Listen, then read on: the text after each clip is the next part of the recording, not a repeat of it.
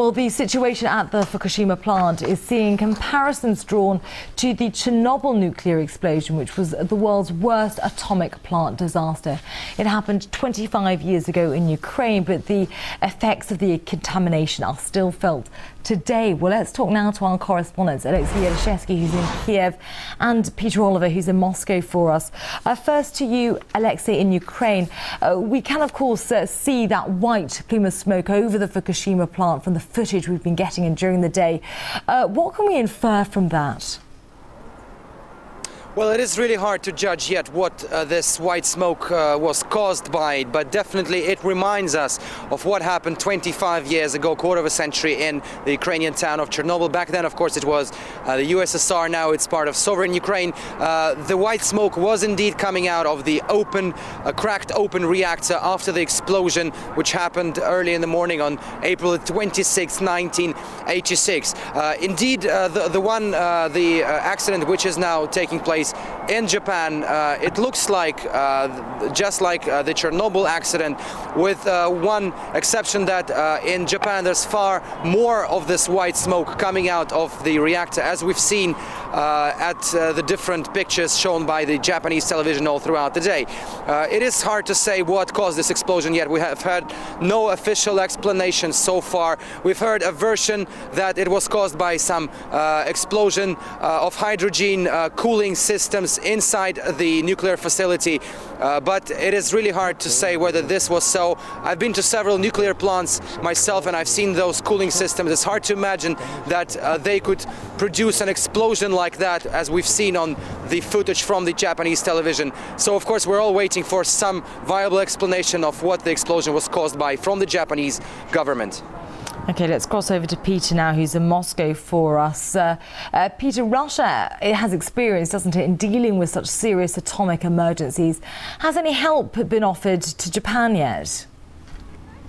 Well, that's right. The experience gained and the lessons learned from dealing with the 1986 Chernobyl disaster will put Russia in a key seat if it comes to the request coming for any help with dealing with the cleanup of the situation at Fukushima #1. Now, as of yet, Russia has sent humanitarian aid to Japan and promised more if that's needed. However, there has been no request for or no offer of assistance when it comes to the containing and cleaning up of this kind of nuclear disaster that we're seeing here. However, that doesn't rule out the possibility of it coming in the future. If we looked at Japan's own systems that they have in place, will be stretched to the limit at the moment. It's not just Fukushima that has problems. A state of disaster has been declared at many reactors across Japan. So the Japanese authorities will be stretched to the limit, and as that continues, the possibility of outside help being requested, especially from countries like Russia, who have this experience of dealing with and of containing a nuclear disaster,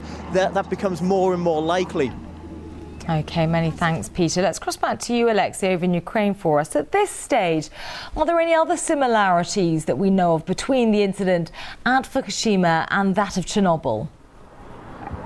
Well, obviously this white smoke coming from the reactor building is the only obvious resemblance which we can see between the two incidents 25 years ago in Chernobyl and at the Fukushima power plant nowadays. That's where the similarities end. The situations are basically different simply because what caused them. You know, the fallout in Chernobyl was caused by a massive human error. What is happening now in Japan is, of course, a result of a natural disaster. The earthquake which happened on Friday, and the other big difference, and this is a very significant difference between the two events, is how the government has been responding to the events. Obviously, 25 years ago, the Soviet government kept most of the information secret from the general population in Russia as well as from the rest of the world. It went on a massive secret campaign to just safeguard this information.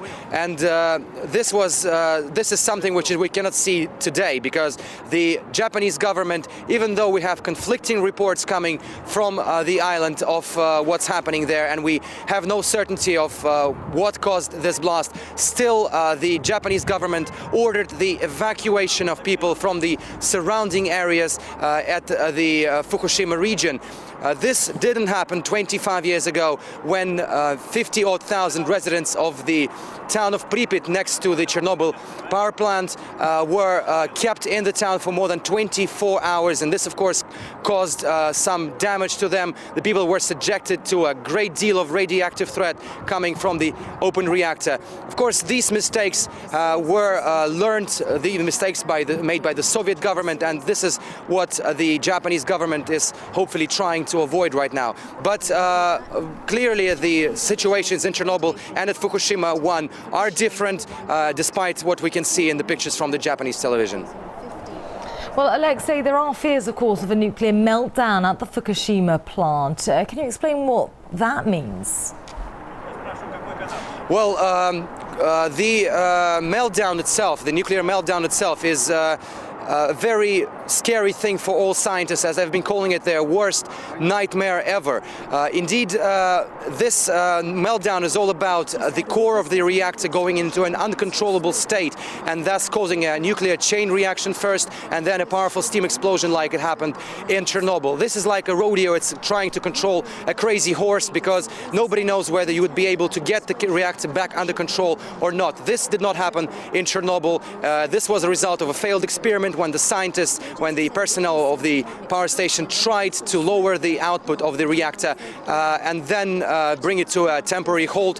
When the reactor started behaving in an uncontrollable fashion, some of the personnel pressed the emergency brake button, as we can call it, and just 49 seconds since the start of the experiment, the reactor exploded, and that caused the fallout and the contamination of great areas all along the former Soviet USSR. So obviously, as we've been hearing from the Japanese authorities right now, the reactor stays intact. It's not been damaged according to the authorities, and we hopefully think that such contamination as it happened 25 years ago in Chernobyl would be avoided this time. But of course, we'll have to wait and see what happens next with all this developing story.